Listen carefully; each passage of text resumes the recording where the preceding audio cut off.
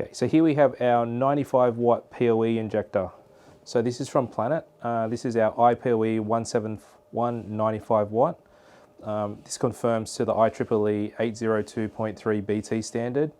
Actually can also take a power supply from 12 to 48 volts. This is our industrial version, so temperature can range from -40 to 70 degrees.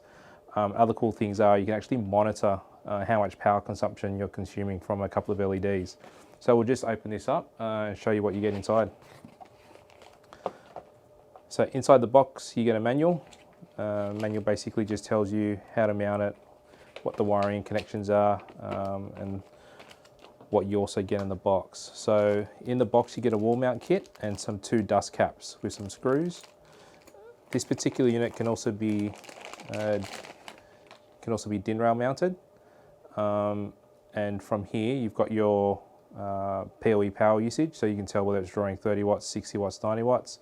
Also tells you whether you've got, you know, which ones are being powered, whether you're using a power supply 1, power supply 2, or is actually a fault on the unit.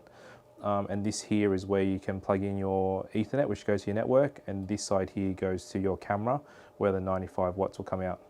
So on the top here, we've got our terminal block. As you can see, there's 2 sets of power for redundancy you can put in, and it takes from 12 to 48 volts.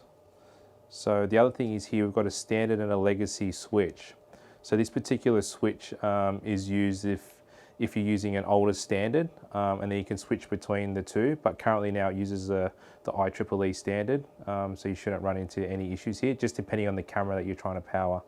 So that's our IPOE-171-95 watt.